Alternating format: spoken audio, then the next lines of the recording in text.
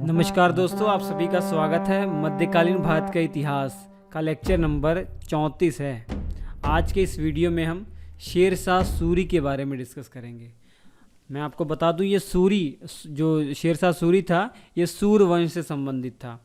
अभी तक आप जान रहे होंगे कि जो हमारा चैप्टर चल रहा है वो मुग़लों का चैप्टर चल रहा है, और मुग़लों में सबसे पहले आपने बाबर के बारे में पढ़ लिया, जिसने मुग़ल वंश की स्थापना की थी।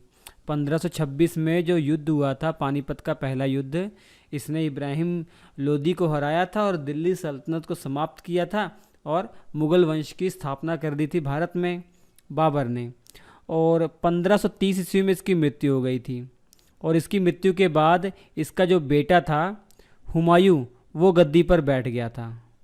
हुमायूं 1530 ईस्वी में गद्दी पर बैठा था, लेकिन आप जानते हैं 1540 आते आते इससे गद्दी छीन ली थी हुमायूं को हराकर, और इसको भारत से बाहर खदेड़ दिया था। किसने? वो और कोई नहीं, वो शेर शाह सूरी ही था। तो शेर शाह सूरी ने 1540 से लेकर 1555 ईस्वी तक, इन 15 वर्षों के अंतराल तक पूरा मुग़ल साम्राज्य समाप्त कर दिया था भारत से। इस 15 वर्षों के अंदर शेर शाह सूरी ने और इसके बच्चों ने भारत में राज किया, और इस वंश को कहा जाता है सूर वंश। ठीक है, तो जो 1540 में गद्दी छीनी थी हुमायूं से, उससे लेकर 1555 तक सूर वंश चला। इसी को पढ़ना है आपको इस वीडियो में। ठीक है, तो ये मुग़ल वंश के अंतर्गत ही पढ़ा जाता है। तो सूर वंश 1540 से 1555, इस वंश में सबसे इम्पोर्टेंट जो कैरेक्टर है वो शेर शाह सूरी ही है। 99% जो प्रश्न है इसी से संबंधित आएंगे, 99 के 100% इसी से संबंधित आएंगे। एक दो प्रश्न जो बनेंगे कि सूर्यवंश का अंतिम शासक कौन है, या और शेर शाह सूरी के बाद कौन सा शासक गद्दी पर बैठा था इस वंश का, ऐसे प्रश्न 2-3 पूछे जा सकते हैं। इसके अलावा बाकी सारे प्रश्न शेर शाह सूरी से ही पूछे जाएंगे। तो सबसे पहले आप ये समझ लीजिए कि 1540 में ये गद्दी पर बैठा था। जिस समय ये गद्दी पर बैठा हुआ था, ये बुजुर्ग हो चुका था। लगभग मैं आपको बता दूं, इसकी उम्र 67 वर्ष थी जब ये गद्दी पर बैठा हुआ था। इसका जो मूल नाम था फरीद था। शेर शाह सूरी तो बाद में पड़ा, ये सब बताया जाएगा क्यों पड़ा इसका नाम। तो फरीद इसका मूल नाम था। इसका मूल नाम जो था वो फरीद था। अब मैं सबसे पहले आपको इसका जो बचपन, इसका जो जन्म हुआ था और 1540 ईस्वी तक जो घटनाएं हुई, गद्दी पर बैठने से पहले क्या घटनाएं हुई, वो एक बार डिस्कस कर लेते हैं। इसका प्रारंभिक इतिहास कह सकते हैं। शेर शाह सूरी का सबसे पहले प्रारंभिक इतिहास हम पढ़ लेते हैं। उसके बाद जब गद्दी पर बैठेगा 1540 में, हुमायूं को खदेड़ देगा, तो उसके बाद का जो इतिहास है वो अलग से हम पढ़ लेते हैं। ठीक है, लेकिन आगे बढ़ने से पहले आप सभी को मालूम होना चाहिए कि जो सूरवंश है शेर शाह सूरी और इसके जो बच्चे हैं, इनके जो उत्तराधिकारी थे, इनके बारे में जो जानकारी का मुख्य स्रोत कहाँ से है, जो हम पढ़ा रहे हैं आपको, इसके मुख्य स्रोत हमें कहाँ से मिले हैं। एक पुस्तक है तारीख़ शेर शाही। इसके जो लेखक है अब्बास खां सरवानी हैं। ये इन्होंने अकबर के कहने पर लिखा था। अकबर के टाइम पीरियड पर अब्बास खां सरवानी ने तारीख़ शेर शाही किताब लिखी है। इसमें सूरवंश से संबंधित बहुत सारी जानकारी हमको मिल जाती है। इसके अलावा तारीख़ दौलत शेर शाही, इसके लेखक हैं हसन खां अली। इसके अलावा वाक़ियात मुस्ताकी, इसके लेखक हैं रिज़कुल्लाह। तो ये 3 मुख्य किताबें हैं जिनसे हमें सूरवंश से संबंधित बहुत सारी जानकारी मिल जाती है। ठीक है, तो सबसे पहले देखिए, शेर शाह सूरी, इसके पिता का नाम हसन खां था। ये लोग जो थे ना, इसके पूर्वज, शेर शाह सूरी के जो पूर्वज थे, वो भारत में काम की तलाश में आए थे अफ़गान से। ये अफ़गानी ही थे, ये भी अफ़गानी थे। तो ये अफ़गान से जब दिल्ली में अफ़गानियों का राज था, जो लोदी वंश था, तब उनके टाइम पीरियड पर ये लोग अफ़गान से भारत में आए थे काम की तलाश में। तो शेर शाह सूरी के पिता का नाम हसन खां था। ये सहसराम, जो सासाराम है बिहार में जो सासाराम है, वहाँ के एक छोटे से जागीरदार थे। वहाँ पर इनको जागीरदारी मिल गई थी। तो जागीरदारी मतलब कुछ खेत वेत थे और उनसे जो वो टैक्स वसूला करते थे, उन ज़मीनों से टैक्स वसूला करते थे, किसानों से वहाँ टैक्स वसूल कर राजाओं को दिया करते थे। और जो जन्म है, इस जन्म के मामले में मतभेद है, लेकिन जो सबसे सटीक माना जाता है 1486 में सासाराम में हुआ था फरीद का जन्म, या शेरशाह सूरी का जो जन्म है 1486 में सटीक माना जाता है। इसके अलावा कुछ इतिहासकारों का मानना है कि इसका जो जन्म 1472 में होशियारपुर में हुआ था। तो इसलिए ये जन्म के बारे में प्रश्न बनेगा ही नहीं, क्योंकि इसमें विवाद है। अब अलग अलग उपाधियाँ, मैंने उपाधियाँ सब एक ही जगह लिख दी हैं ताकि आपको याद करने में आसानी हो जाए। परीक्षा की दृष्टि से सबसे इम्पोर्टेंट देख लीजिए, शेरशाह की उपाधि, ठीक है। उसके अलावा रैयत आला और सुल्तान आदिल, ये बहुत महत्वपूर्ण सभी उपाधियाँ हैं। सुल्तान आदिल इसकी उपाधि थी। अकबर का पूर्वगामी भी इसे कहा गया है। शेरशाह की उपाधि भी इसने ग्रहण की थी जब 1539 में इसने चौसा का युद्ध जीता था, हुमायूं को हराया था, तब उस समय इसने शेरशाह की उपाधि ग्रहण की थी। धूल में फूल भी इसको कई इतिहासकारों ने बताया है, और चालाक अफगान भी इसको कहा गया है। बाबर ने इसको कहा गया है, बाबर ने इसको चालाक अफगान कहा गया है, क्योंकि बाबर की सेना में भी था, बाबर के साथ भी इसने काम किया है। चंदेरी का जो युद्ध था 1528 ईस्वी में, उस युद्ध में ये बाबर की तरफ से लड़ा था, ठीक है। रैयत आला, ये भी उपाधि इसकी है। तो ये उपाधियाँ आप याद कर लीजिए। और इसके अलावा शेर खां, इसको शेर खां भी कहा जाता है। शेर खां इसलिए कहा जाता है कि इसने एक बार शेर मार दिया था, ठीक है। तो जो हसन था, मतलब फरीद के पिता, मतलब शेरशाह सूरी के पिता हसन, इनकी 4 पत्नियां थी और कुल 8 बच्चे थे। तो उनमें से जो शेरशाह सूरी थे उसको पसंद नहीं किया करते थे, ये हसन थे ना, शेरशाह सूरी के पिता, ये शेरशाह सूरी से खुश नहीं हुआ करते थे, खुश नहीं रहते थे, उनको पसंद नहीं करते थे, ठीक है, कोई लगाव नहीं रखते थे। इसी कारण से फरीद जो है भाग गया, और भागकर सासाराम से वो जौनपुर आ गया। उत्तर प्रदेश में एक जगह है जौनपुर, तो जौनपुर ये चला गया। वहाँ पे इसने शिक्षा ग्रहण की, और शिक्षा ग्रहण करने के बाद कई वर्षों के बाद ये सासाराम वापस चला गया। जब ये सासाराम वापस गया तो उस समय लगभग 21 वर्षों तक ये अपने पापा के साथ रहा, और जो जागीरदारी थी उसमें अपने पापा का इसने हाथ बटाया, ठीक है। जो राजस्व वसूलने का काम था इसने किया 21 वर्षों तक।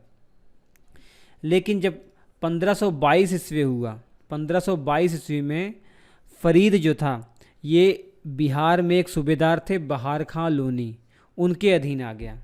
बिहार में एक सूबेदार थे, या कहा जाए गवर्नर थे, बहार खां लोनी, इनके अधीन आ गया, उनके साथ काम करने लग गया फरीद। शेरशाह सूरी, एक दिन शेरशाह सूरी बहार खां लोनी के साथ जंगल में शिकार करने गया था, तो उसने शेर को मार दिया। शेरशाह सूरी ने शेर को मार दिया। इस कारण से ये बहार खां लोनी ही था जिसने इसको शेर खां की उपाधि दी थी। शेर खां की उपाधि किसने दी थी? फरीद को या शेरशाह सूरी को? ये बहार खां लोनी ने दी थी, या बहार खां लोहानी भी कई किताबों में लिखा हुआ है, ठीक है। और 1526 ईस्वी तक बहार खां जो लोहानी था ये अपने आप को स्वतंत्र घोषित कर देता है, बिहार में अपने आप को स्वतंत्र घोषित कर देता है। लेकिन जो बहार खां लोहानी के साथ शेरशाह सूरी था, इसको अपना भविष्य यहाँ पर अंधकार में लगा, इसलिए इसने बहार खां लोहानी का साथ छोड़ दिया। बहार खां लोहानी का साथ छोड़ दिया और ये बाबर की सेना में शामिल हो गया। मुग़ल शासक बाबर की सेना में शामिल हो गया 1526 के बाद, और बाबर की सेना में शामिल हो गया। चंदेरी का जो युद्ध 1528 में बाबर ने लड़ा था ना, तो बाबर की सेना में भी फरीद भी था इस युद्ध में। चंदेरी के युद्ध में ये शेरशाह सूरी भी था बाबर के साथ, बाबर के साथ शेरशाह सूरी भी था, ठीक है। लेकिन बाबर भी समझ गया था शेरशाह सूरी के बारे में, ये एक चालाक है, बहुत चालाक व्यक्ति है, इसे चालाक अफ़गान की उपाधि दी थी बाबर ने। और यहाँ भी अपने आप को खतरा महसूस किया फरीद ने, शेर शाह सूरी ने अपने आप को यहाँ खतरा महसूस किया, इसलिए बाबर का भी इसने साथ छोड़ दिया। लेकिन कुछ ही समय बाद जो बिहार के शासक थे बहार खां लोहानी, इनकी मृत्यु हो जाती है। इनकी मृत्यु हो जाती है तो इनकी जो विधवा पत्नी थी और इनका एक बच्चा था, नाबालिग बच्चा था, उसका संरक्षक बन जाता है शेर शाह सूरी, और इनकी विधवा जो दूदू बेगम थी इनसे शादी कर लेता है और बिहार में अपने आप को स्वतंत्र शासक एक तरीके से ये भी घोषित कर देता है शेर शाह सूरी, क्योंकि बहार खां लोहानी ने बिहार में अपने आप को स्वतंत्र शासक घोषित किया था। तो जो अब बहार खां लोहानी का शासन साम्राज्य था वो अब शेर शाह सूरी का हो गया है, क्योंकि इसने बहार खां लोहानी की विधवा दूदू बेगम से शादी कर ली है। ठीक है। और इसी के कुछ दिनों के बाद 1530 ईस्वी में यूपी में एक जगह है चुनार, चुनार का यहाँ किला है, चुनार का किला है। ये जो किला था ना ये ताज खां के अधीन था, लेकिन ताज खां की मृत्यु हो जाती है और ताज खां की जो विधवा थी लॉर्ड मलिका, इससे भी शादी कर लेता है शेर शाह सूरी और ये चुनार का किला इसी के अधीन आ जाता है। तो 1530 ईस्वी में चुनार का किला किसके अधीन आ गया? ये अधीन आ गया शेर शाह सूरी के। ठीक है। और एक बार आप जानते हैं हुमायूं ने पहला घेरा जो चुनार पे किया था, लेकिन संधि हो गई थी हुमायूं और शेर शाह सूरी के बीच में, इसलिए वो चुनार का जो घेरा था उसने छोड़ दिया था और ये सबसे बड़ी भूल मानी जाती है हुमायूं की। ये हुमायूं वाला जो चैप्टर था इससे पहले मैंने बता दिया था आपको। अब दोहरिया का युद्ध 1532 ईस्वी में हुआ था। हुमायूं के भी टाइम पीरियड पे आपने पढ़ा था, हुमायूं के बारे में जब पढ़ा रहा था। ये मैं इसलिए बता रहा हूँ क्योंकि यहाँ पर शेर शाह सूरी का भी रोल है।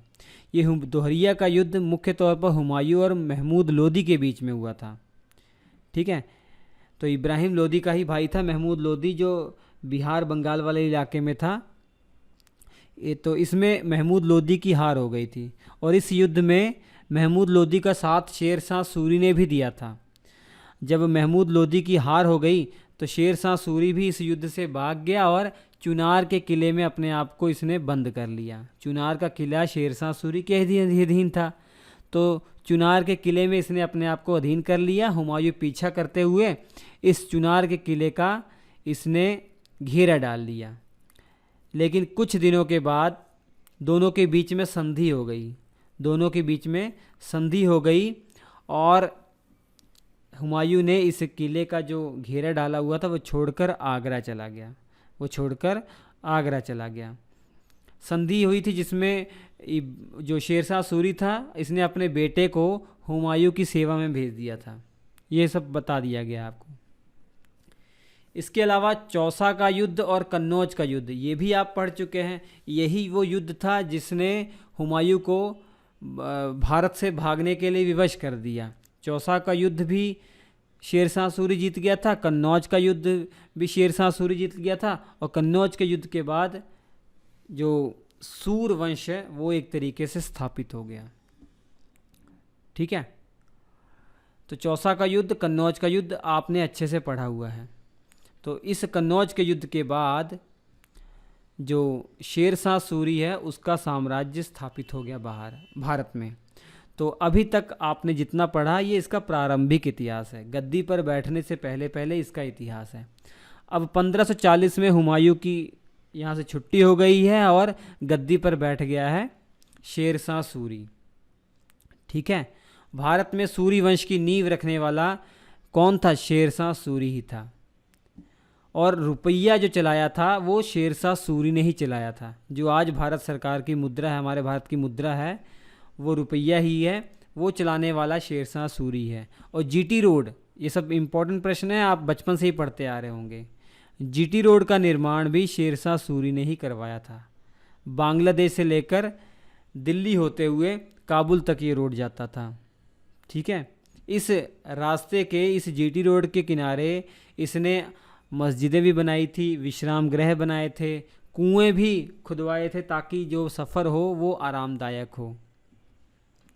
और 1542 में इसने मालवा पर कब्जा कर लिया था बच्चों। मालवा पर इसने कब्जा कर लिया था। उस समय मालवा के जो शासक थे कादिर खान या मल्लू खान थे। तो 1542 में मालवा पर कब्जा किया था शेरशाह सूरी ने।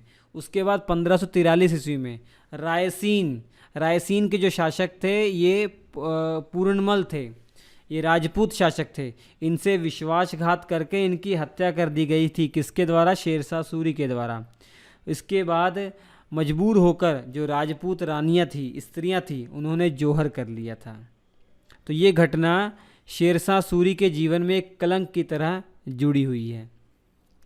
इसके बाद बहुत ही महत्वपूर्ण संघर्ष होता है, बहुत ही इंटरेस्टिंग संघर्ष होता है। 1544 में मारवाड़ पर आक्रमण कर देता है और उस समय शासक थे मालदेव, राजपूत शासक मालदेव थे। इनसे युद्ध होता है। इस युद्ध में हालांकि जीत तो हो गई थी शेरशाह सूरी की, लेकिन बहुत मुश्किल से जीत हुई थी। तो इसी कारण से मारवाड़ के युद्ध के बाद शेरशाह सूरी ने कहा है कि मैं मुट्ठी भर बाजरे के लिए मैं अपना पूरा साम्राज्य खो बैठता। मतलब मुट्ठी भर क्षेत्र को जीतने के लिए मैंने ऐसे लोगों से पंगा ले लिया, वो मुझे मेरा साम्राज्य भी छीन सकते थे। तो 1544 में मारवाड़ के शासक मालदेव से युद्ध होता है शेरशाह सूरी का, जिसमें बहुत मुश्किल से जीत हासिल होती है शेरशाह सूरी को। ठीक है। उसके बाद कालिंजर का जो किला था, कालिंजर का किला, इस पर घेरा डालता है शेरशाह सूरी। 6 महीने तक घेरा डालता है, लेकिन कोई सफलता नहीं होती। तो हार के तोपों का, बम का इस्तेमाल करना शुरू कर देता है शेरशाह सूरी, और इसी तोप बम के मतलब विस्फोट में वो घायल हो जाता है। और कुछ दिनों के बाद 22 मई 1545 ईस्वी में उसकी मृत्यु हो जाती है। तो 1545 में इसकी मृत्यु हो जाती है। महत्वपूर्ण प्रश्न है कि इसका मकबरा कहाँ पे है? सासाराम में ही है। बिहार के सासाराम में शेरशाह सूरी का मकबरा है। शेरशाह के बाद जो गद्दी पर बैठा था सूरवंश का जो अगला शासक था वो इस्माइल शाह था। और अंतिम शासक पूछा जाता है सूरीवंश का या सूरवंश का, वो सिकंदर शाह सूरी था। सिकंदर शाह सूरी था। और इसके बाद हुमायूं दोबारा से गद्दी हासिल कर लेता है और 1555 में गद्दी हासिल हुमायूं कर लेता है, लेकिन ज़्यादा एंजॉय नहीं कर पाता। 1556 में उसकी मृत्यु हो जाती है। ठीक है। तो हुमायूं के बाद जो शासक आया था वो आया था अकबर। तो नेक्स्ट वीडियो में हम अकबर के बारे में पढ़ेंगे। लेकिन इम्पोर्टेंट इन्फॉर्मेशन मैं आपको बता दूं, श्री एजुकेशन एप्लीकेशन पर इसके क्लास नोट्स अवेलेबल हैं, आप ले लीजिए और बहुत अच्छे से पढ़ाई कर सकते हैं। Shri education SHRIEDUCATION Shri education application को प्ले स्टोर से डाउनलोड करेंगे। स्टोर सेक्शन में जाएंगे, वहाँ पर कंप्लीट जीएस के क्लास नोट्स अवेलेबल हैं। बहुत सरल भाषा में है, किसी भी किताब को पढ़ने की ज़रूरत नहीं पड़ेगी। आप बस क्लास नोट्स पढ़ेंगे, सब कुछ आपके लिए क्लियर हो जाएगा, क्योंकि बहुत मेहनत से बनाए गए हैं और एग्ज़ाम को देखते हुए बनाए गए हैं। ठीक है। तो वहाँ से आपके एग्ज़ाम में भर भर के प्रश्न मिलेंगे। श्री एजुकेशन ऐप डाउनलोड कर लीजिए। इसके अलावा जिन बच्चों का जीएस कमज़ोर है ना, तो कंप्लीट जीएस का फाउंडेशन बैच चल रहा है श्री एजुकेशन एप्लीकेशन पर, वो भी आप ज्वाइन कर लीजिए। जीएस में आप एक्सपर्ट हो जाएंगे। और ये सब जो है बहुत ही मिनिमम कॉस्ट पर है। ठीक है, ना के बराबर कॉस्ट पर है। तो चलिए हम आपसे मिलते हैं अगले एपिसोड में। तब तक के लिए नमस्कार।